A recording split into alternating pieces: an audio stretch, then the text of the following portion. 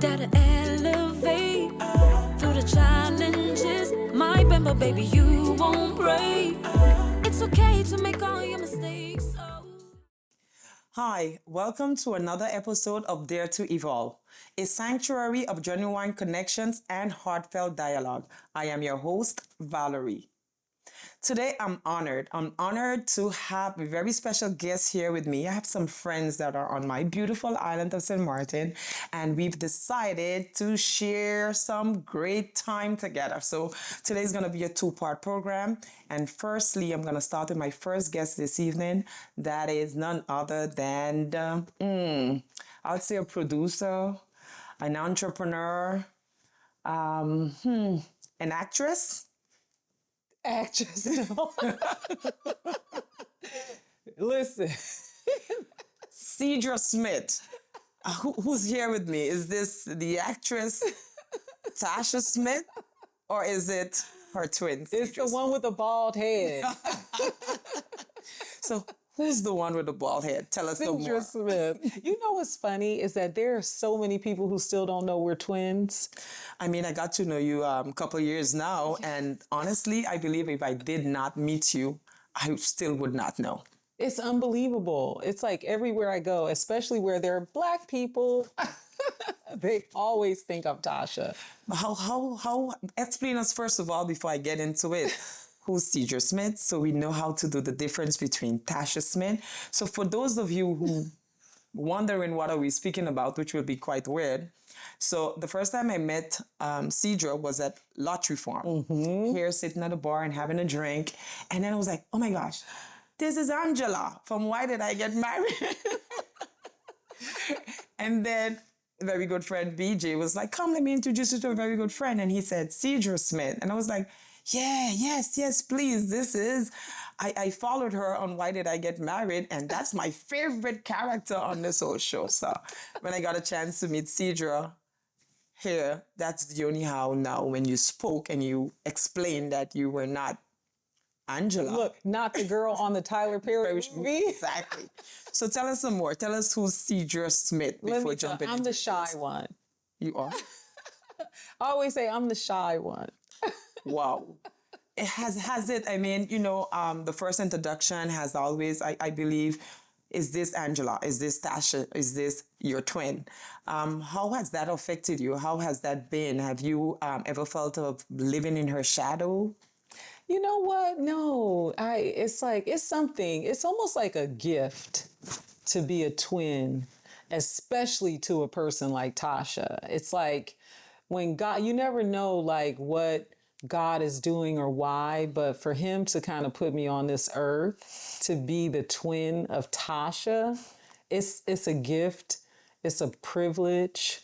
I never took it as like, you know, being in her shadow. I mean, to be honest, sometimes, you know, I mean, really people mistake us all the time.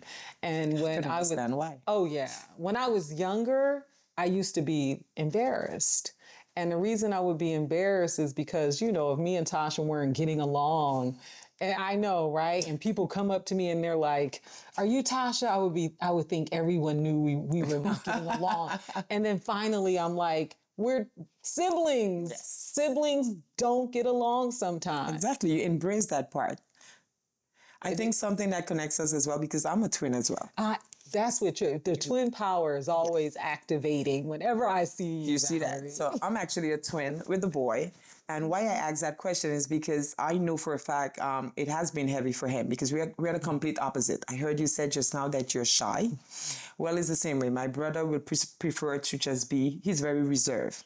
And I'm up front. I'm the one always on the pulpit. I'm the one always speaking. I'm the one that is, you know, and he's the one that is more laid back. And we had exchanges where he will feel that it gets heavy at time because everyone is comparing him. Everyone is telling him, well, who's the better one? Who's not? Who's doing something? Who's not? And so forth. So has that at any given time been a struggle in your life?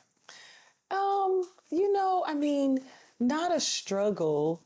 Tasha and I are so different. You know, like I said, it really is a privilege. But, you know, a lot of times people who know Tasha, her personality is so different from mine. They think that they're going to get that same personality. And then sometimes when they don't, they're like, you know, what's wrong with her? You know, how come? You know, so it's kind of an interesting dynamic because I'm more of an introvert, believe it or not. Although I'm like a social introvert, but Tasha's like an extrovert. But you know, being a twin has definitely been a privilege. It's been an opportunity and a blessing, really. No, I can definitely understand that because, you know, I would say having a twin brother as well, I used to say, you know, it's double the trouble. You get price for two, Listen. you know, but yes, I can definitely see that. But most will think that there could be this walking in the shadow kind of concept, but I'm happy to hear no, because it's important that you find this bond among each other. So Sidra in the producing field, Sidra as an entrepreneur, tell us more about that. You know, I am a storyteller. You know, thank God, Tasha and thank God I didn't want to be an actress. You know, if I wanted to be an actress, we might have. Didn't you act in just one? Listen, we will not talk about the movie, the one movie. Oh my goodness. We did one movie together where we were dressed alike, but I knew early that I would be more effective behind the scenes. And Tasha knew early that she wanted to be in front of the camera. Yeah. You know, so producing and even supporting, you know, actors and directors has always been my passion, you know, because I'm an organizer, like I'm super organized. And, but, you know, being a producer has been great. I've been focusing a lot on documentaries and biopics lately because, you know, my passion is about true stories, real people, especially Black women. So it's been an amazing journey. And this is why we get a chance. We get along so well because then with this new platform, this launch of this new platform, Dare to Evolve, that is pretty much dear to my heart. I know exchanging with you, it was actually important as well that you can share this platform and your platform to encourage, motivate, and also show that there is, once you set your mind to something, that anything is possible. Tell me. Anything is possible. And you know what I tell people? I get so many young people that I mentor, that I work with. And I always tell them, do not be distracted by the word no. Yep. You know, don't be distracted by it because everyone is not going to be where you are with your ideas, you know, with your passion. And what we want are people who are connected to what it is that we want to do, because I don't want to work with anyone who doesn't want to work with me. And I tell people it's okay. You know, but when you find those people that you vibe with, you're going in the same direction with, who get your project and you're connected, it's a beautiful thing. So for me, you know, even starting off as an aspiring filmmaker, you know, coming up, you know, I used to sometimes be like, well, how come this person doesn't like this? Or how come they didn't buy this idea? But then when it does happen, it happens big. And then the people are so connected and the energy is so great. So, but how do you manage? I mean, because we're hearing and we're seeing the end result now, but all the no's or all the people that did not adhere to a project or vision that you have, how did you cope with that? And how did that affect you to be a better version of yourself? Staying focused, you know, staying focused on my dream, my desire, my passion. It's almost like, you know, being an entrepreneur, you cannot give up the minute there's an obstacle. Yeah. You can't. Whenever I see an obstacle, it actually gives me more fire because I'm like, okay, this is about to be good, you know? But would you say that fire has always been there? That's part of who you are? Or there were circumstances in life that made it that, you know what? This was my wake-up call. And from then I said, I'm no longer going to question or just second guess myself or I just see positive through it all. You know what's interesting is Tasha and I are from Camden, New Jersey, right? our mother had us at 15. Wow. So we were raised by a single mother who had twins at 15. God bless you, Mom. And I always say, thank God she didn't abort us or give us up for adoption. I don't know how she raised two twins at 15. Wow. But the thing that was interesting for me and Tasha is we were always dreamers. Like we always had an imagination. When we were about 4, my mother moved us to California out of Camden, New Jersey. So we got to see another world.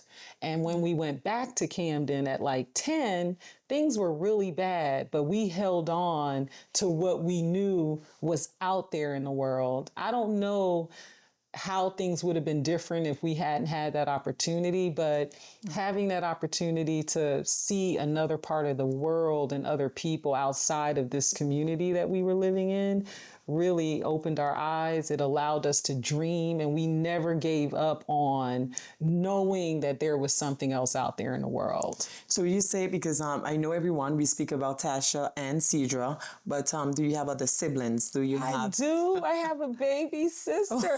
She's 47 though. But she's still my baby. On the show now? Well, I'm 53. You don't look one day at 53 at all. This is what 53 looks like. I'm going to hold on to that. So all of you grew up with just your mom as a single parent. And how has that been for you guys? Because you talk about being inspired, you talk about the opportunities, but I can only imagine. My mom has 8 of us, and she raised us to the best of her abilities. And I mean, I can say we never we never felt as if we lacked of nothing, because I wonder up to today as a single mom how she managed to do that on her own. Man. Let me tell you what was happening in our single mom house. And it's funny because Tasha and I have this thing, you know, she would be like, well, we grew up eating government cheese, you know, and I would be like, but we were making lasagna for the whole neighborhood with that government cheese. You know what I mean? Everybody came to our house. Yeah. Everybody. We fed everybody with that government cheese, you know? But we had our mother, and we had our mother's family. My grandmother, my great-grandmother, my great aunts, my uncles. We had a whole community. It's like, you know, my company is called Six in Line Entertainment. And Six in Line is the street that we grew up on in Camden, New Jersey. It's where my great-great-grandmother lived, my great-grandmother, my grandmother, all her siblings. We were, you know, so it was like this little village in Camden, New Jersey. But thank God for my mom's family. Yeah. You know, and this must be something that pulled us together, because family is the foundation for me, and I hear you speak about it over and over. So for you, what role does family play in your life, in your upbringing, and even as an adult today? How important is family to you? You know, family for me is, you know, the root of everything, you know? When I think about, you know, growing up in Camden, New Jersey in the Seventh-day Adventist Church, learning how to pray, knowing about God, you know, it's like I can't even imagine like growing up any other kind of way. It's like those seeds that were planted so early, you know, is what allowed us to become the people that we are. This loving, beautiful soul, all of this again when we hear coming from a home of a single parent. So you really have to say thank you, Mommy, for that. Thank you, Mom. You know, again, I will go down the line of sticking on family, because when I see you, I see a lot of us women out there that are entrepreneurs. We're strong-minded. I will use the word independent, but some people take independent bad. Because independent, they feel as if you don't need anyone around you, you know, but I and we know that's a lie. So when I see you, you know, I get this strong person, someone that knows what they want, someone that loves family, but yet I see Tasha with no one. So I wonder, and more in this time, I'm seeing more strong women that are pretty much strong-minded, like I said, that are single. Tasha, tell us a bit about it. You mean Sidra? Y'all hear her? Oh, Sidra! People do that all the time. Our own family does that. It's so funny. Sidra. It's okay. We twins. Yes. So But, how is that? You know, I have to get my life right because I know I'm not supposed to be single in this world. So you are single. I am single, but look at don't get it twisted. But would you say that, Sidra being this strong-minded person, I mean, we see you out there in a man's world, in a sense, around these, being a producer or an entrepreneur. And I remember being with you in New Orleans in this whole around Essence Music Festival and all that you were doing. And, I was like, as much as I will say that this is a man's world, I'm seeing a woman that is so confident, so, and carrying that load so well. Would you say that actually plays a role in maybe the reason why Tasha is not? You mean Sidra? Oh my goodness. No, this is not true. Wait a minute, it's so funny. Oh my God. And I think this is the first time I called you Tasha so much. I've known you for so many years. I think because we started off talking about her. Sidra. So funny. And Tasha's probably somewhere saying, oh my God, Sidra's in St. Martin, I'm not. But you know what's funny about not being in a relationship? I almost feel like it's kind of my fault. Oh, why would you say that? Because I feel like I have not been open, if that makes sense. I feel like I've been so focused on work and I just have not been open. One of my friends said to me, you don't even pay attention when somebody's looking at you. And literally, I feel recently like a veil has been lifted and I've been paying attention and I can kind of see people now, when before I feel like I was just not open and I just wasn't seeing. When your friend told you that, was it hard to hear, hard to accept? No, because I knew it was true. Oh. I knew it was true. And I was like, I feel like for years I've been like afraid to be in a relationship, But I'm like, okay, what's the worst that could happen? So you will say that being afraid to be in a relationship is what made you unapproachable, I'll say? I think so, because I feel like I was putting that energy out there. And I feel like it's an energy thing. It's like, it's the minute I kind of opened my eyes and was like, I'm open to this, then I started like seeing attractions. But before, when I was just like closed-minded and not seeing, I wasn't getting any energy. I think. Why were you afraid? I mean, afraid to get my heart broken, afraid to get my feelings hurt. Is this because of a past experience or? Of course, afraid of rejection, all of that, But I feel like it's actually okay, I'm actually like hurt my feelings. Come hurt my feelings. You said something just now when you said afraid of rejections, and I would love to tackle on that for just for 2 seconds. When you say rejection of not being seen, accepted, wanted, or loved on the same level, what form of rejection would you that you're pretty much afraid of? I would say loved. Yeah. It's like, I've been in relationships and now what I realize is that I want what is meant for me. I want someone to want me as much as I want them. And I feel like it needs to flow like water. Yes. And so now I'm just I'm looking for that thing, I'm not trying to do more. I want something that's going to flow like water. I don't want to love someone, too much, but then that's not what they are. I'm really hoping to meet that person where we are in the same place. And you don't feel that that's like really overthinking and taking the... Probably, but the different thing now is that I'm not afraid to get my feelings hurt. Yeah.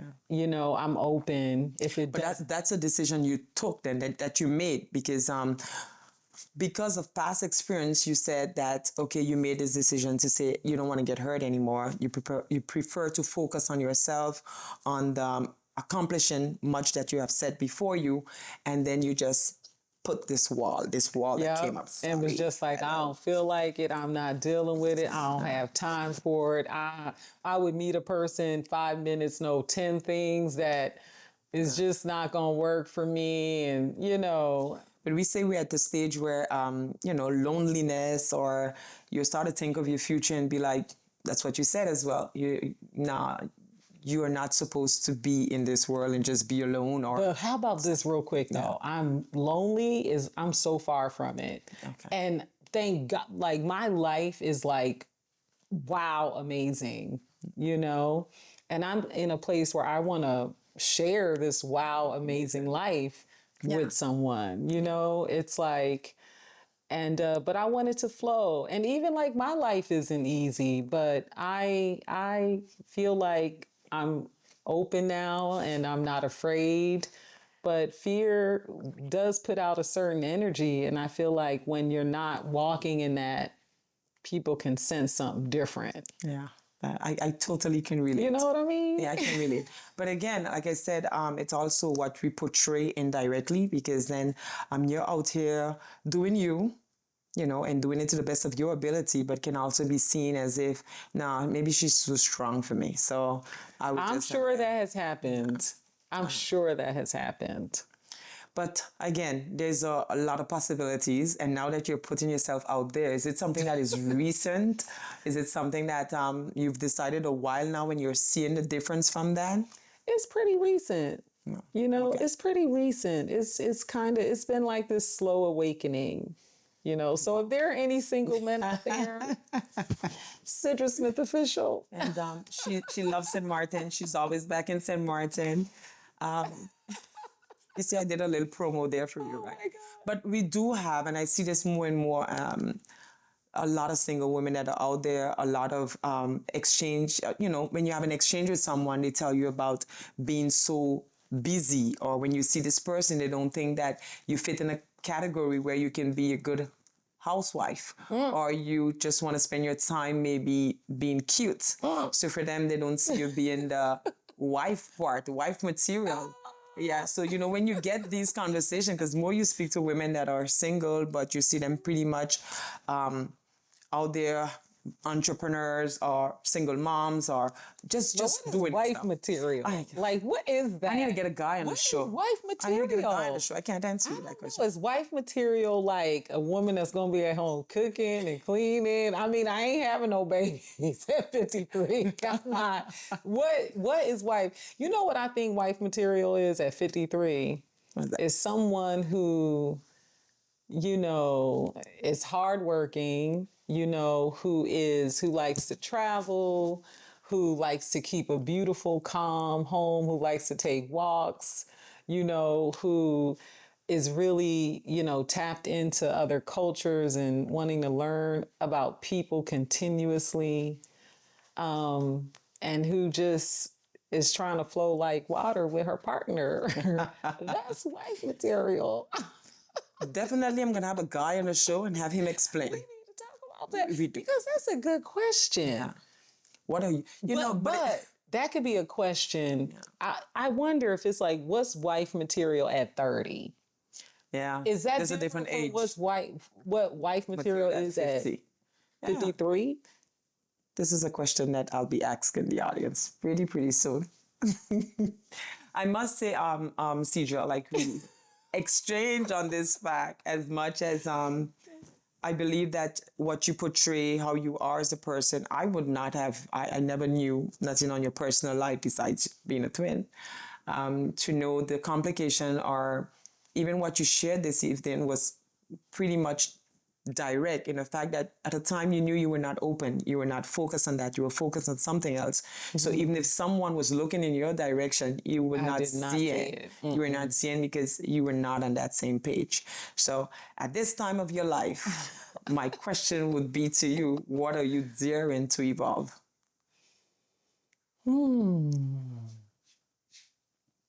I'm loving being in this place of openness. And that's openness, you know, definitely a relationship, being open to that. That's like huge. And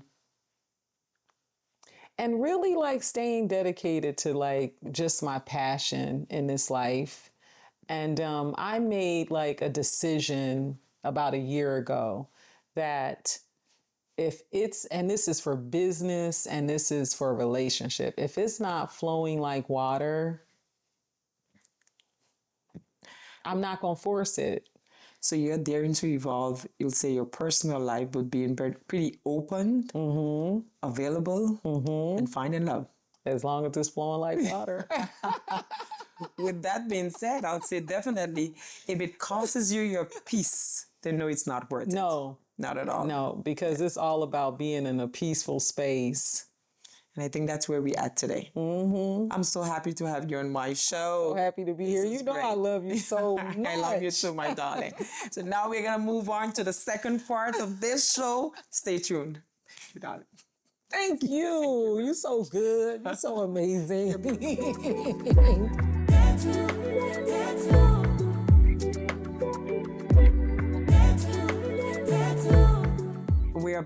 We're back, and I'm honored to have with me, like I said, I have some very special people on my island, my beautiful island of St. Martin. So my guest now for the second part of this show is none other than Chef Nikki. Hi. Hey, how you doing? Wonderful, thanks. Good. Welcome to St. Martin. Girl, thank you.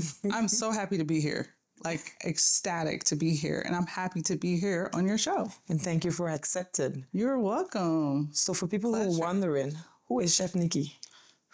Such a loaded question. Well, obviously I'm a chef first and foremost. First and foremost. But I didn't come into being a chef naturally. I always loved to cook. However, when I asked my parents if I could be a chef or go to culinary school, they were very much like, there's no money in that. Oh. So I went into a science field, into a science career. I went into pharmaceutical sciences. So that was my first love and my first understanding was studying drugs and the body, right? And so further on along in my life, I said, I'm not really satisfied with the movement of my job. Even though I felt it was purposeful, I didn't feel like I was truly healing people and making them like whole. And I wanted to do something a little bit more, connected to the spirit and to the soul. So I decided to become a chef. But at first you said that, okay, that's what you wanted to do. If you were to choose at that age, it was, I want to be a chef. Yeah. But yet down the road, your parents saw that, you're not going to make it too far with chefs. So Yeah. you went on to something which is like a passion because you want to help, you want to make a difference. And now today you're back at the chef. I'm back at the chef. And so, there's this thing called Black excellence, right? And my parents were very, very sure of the types of Black excellence they wanted to see from me. And typical, doctor, lawyer, like something in the medical field and things like that. But moving through that and becoming a chef made me, like I said, feel more purpose and more connected. I did not go to culinary school because I learned science first, and cooking is science.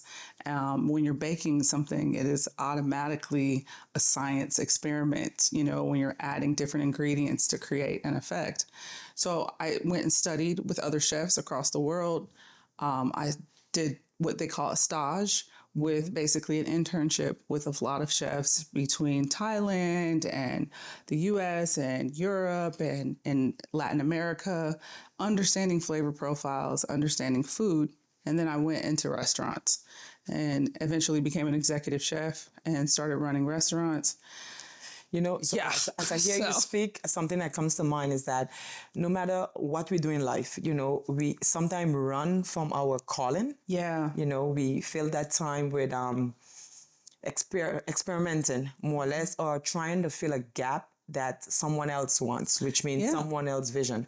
I have a daughter, and I have my vision of how I see and how I will love and who I will love for her to be. And I believe when I hear you speak, it's like, okay, I'm going to try something because, okay, my parents down the line of this Black excellence, and, it's like step 1, you get a degree, step 2, you do this, step 3, you find this job, step 4, and then there's a rude awakening. It's like, that's not my passion. That's not my dream. And Exactly. living Exactly. someone else's dream, and here you are as a chef. And would you say that you're happy, you are comfortable, and you can say that you're content? You reach to the point of this. 100%. I feel that I am my true authentic self. I feel like I am my best self.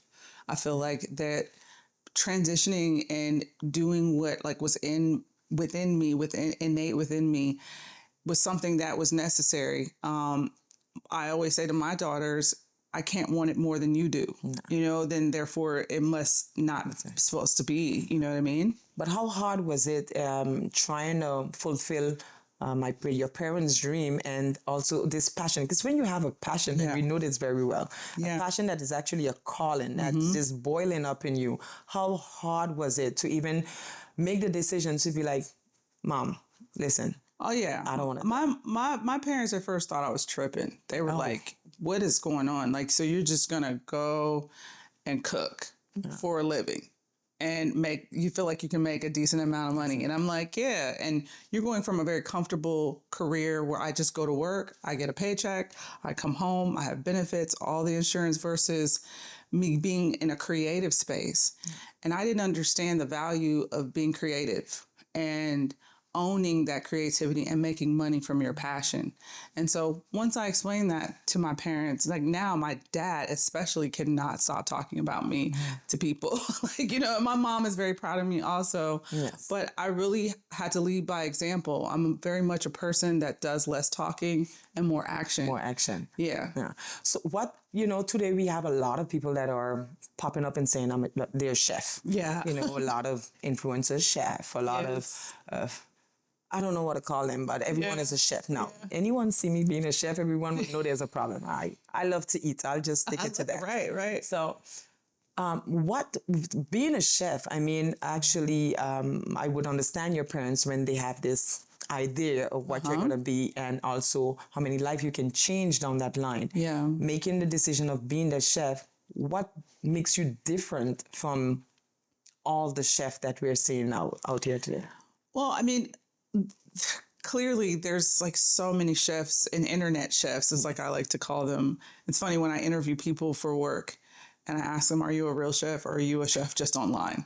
Because I need to know, because if you're not able to just take one plate and scale it up to 100, then you stay on the internet. You can't come work with us because we are doing volume, right? But the difference is I take things in a different way. I also create autonomy between my chefs. I allow them creativity.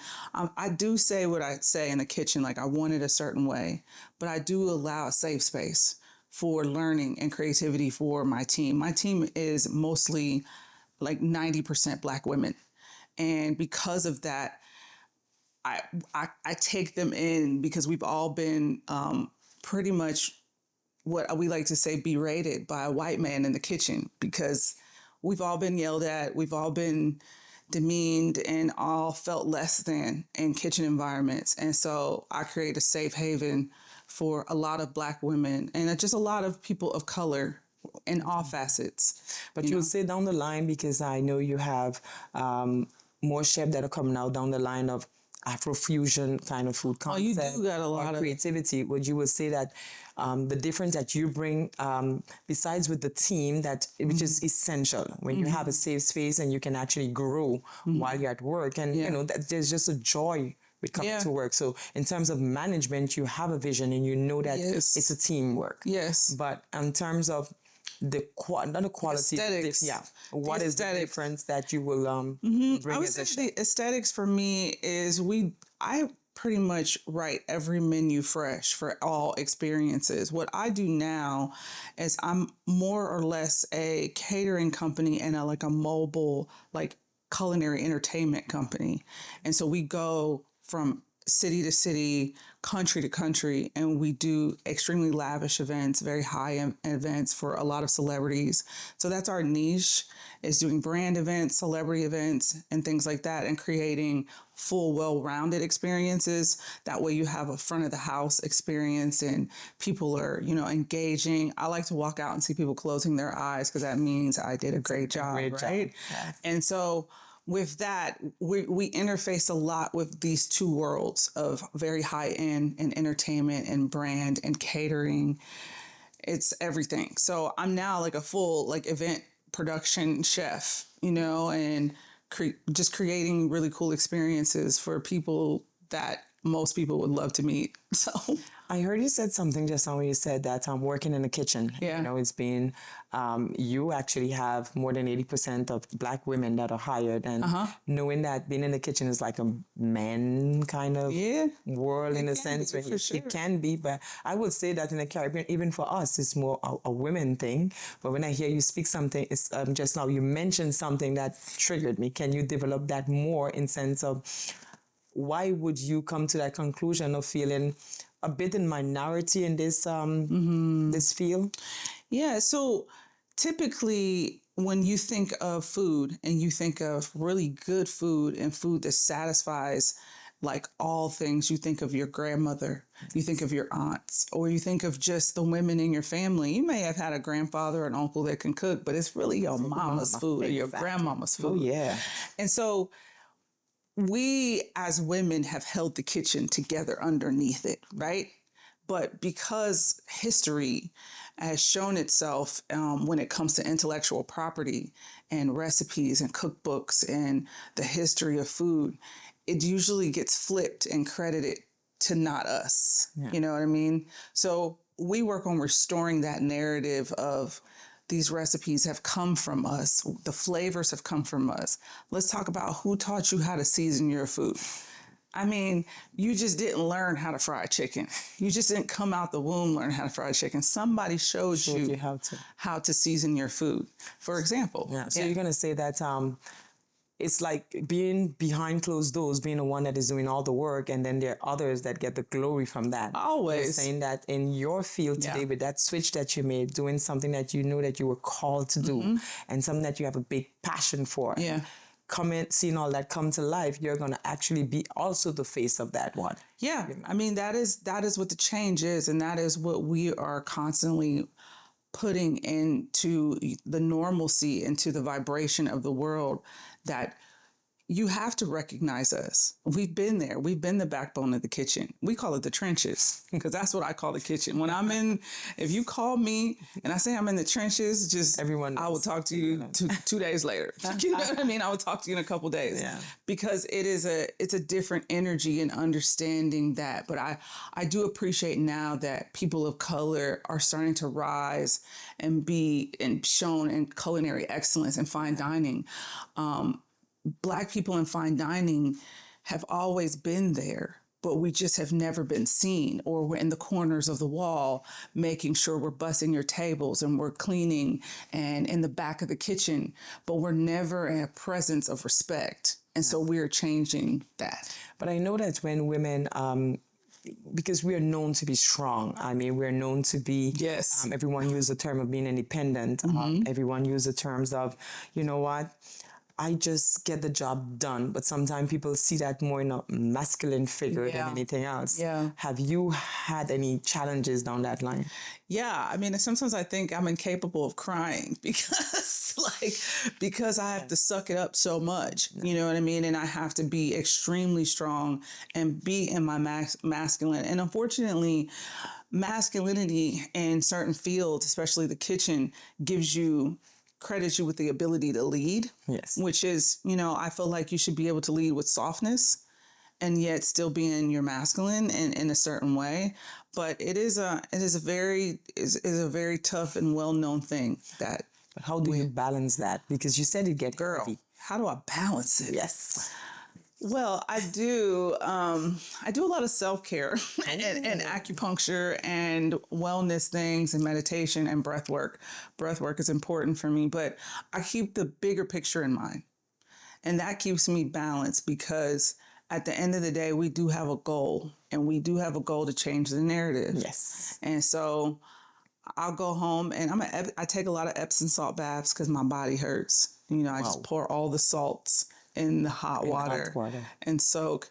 and refresh myself. And also in America, cannabis is legal, so that is a part of my routine. Okay, You find your go-to place, right? I'm my go-to place. You know, and again, when you speak, you talk about the physical part of it, but also the mental part of it. And I understand that there's a cure. You have the Epsom salt, and you just soak and just let yourself go there for the body. And mentally, then you'll do a lot of breathing exercise, and then you'll take some time for yourself. Yes, so like come to St. Martin.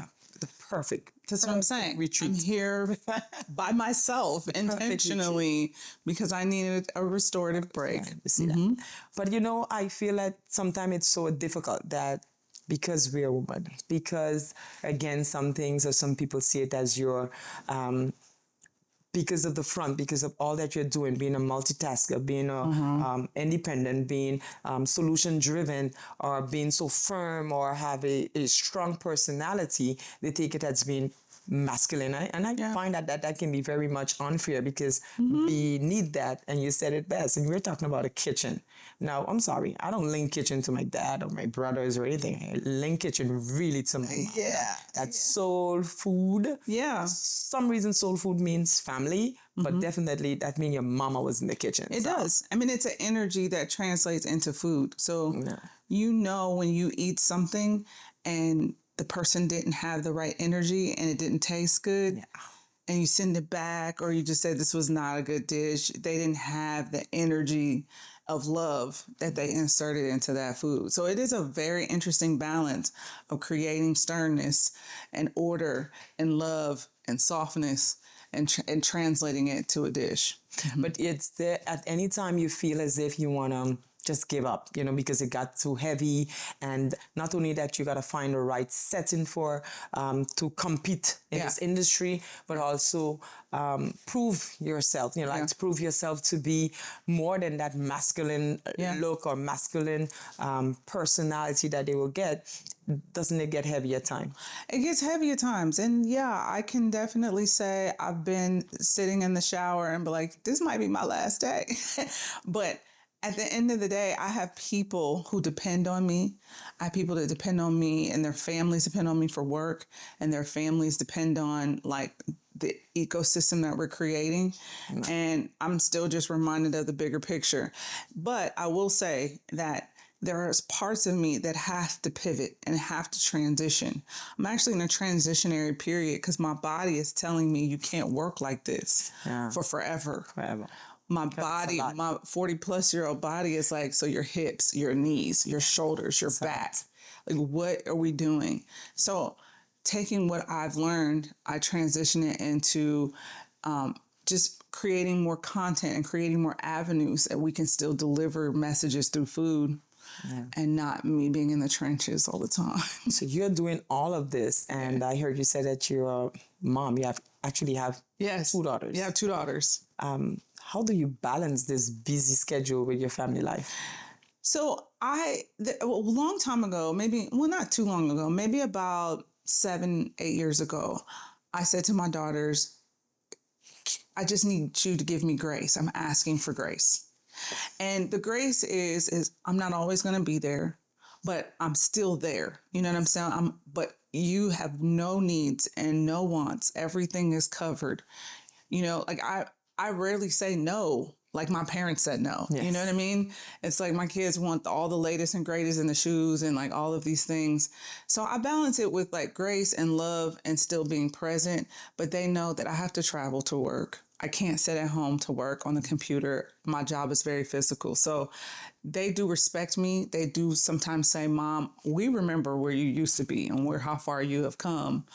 I had my first child when I was in college at 21 years old. Wow. And so we grew up together. Yes. I mean, like, that's my girl, but we have been through some tough times.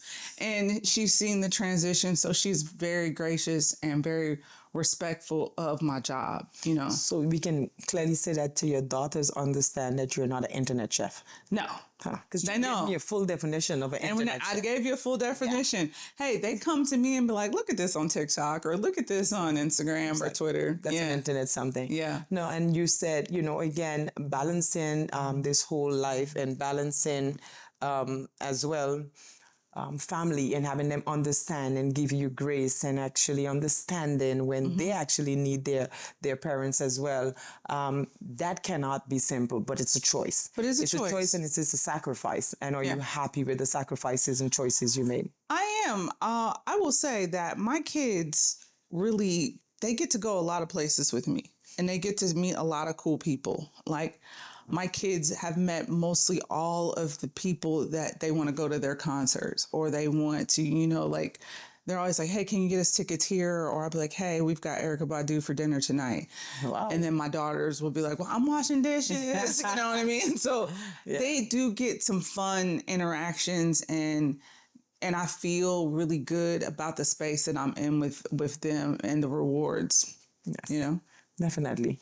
No, that's good because it is definitely important that we understand that all what we do, I understand that they understand, but we also need to understand that there's a well-needed balance, balance between work, family, and also taking care of ourselves. It is a very well-needed balance, and I am working on mastering it. I don't have it down yet, but little by little, I've started to feel better, and I'm starting to really understand my power in this space. Yeah. This brings me to my question. At this point of your life where you're at right now, what are you daring to evolve? Oh man, I am daring to evolve so many things. Let's talk about it. So, and also speaking of changing the narrative, I dare to evolve myself as a person and create and be, like I said, the best version of me and create new opportunities for Black women in food and create new opportunities for the world to understand plant medicine and the harmony of food and the alchemy of healing your body. So it's always a really tricky balance when you are changing people's way they receive food and take in food. And so I'm teaching people new things every day. I'm bringing science back into food. So call me what is his name? Bill Nye the Science Guy. He used to be the science guy on TV when I was a kid. Or like Dexter's Laboratory, but it's the kitchen.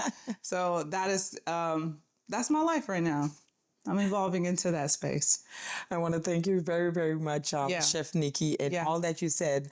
It just kept me thinking and understanding and wanted to push everyone. Yes. And the message that I will just leave tonight after these two parts of this episode that we had is that I'm encouraging you to keep believing, keep dreaming, keep pursuing until you achieve. Yeah.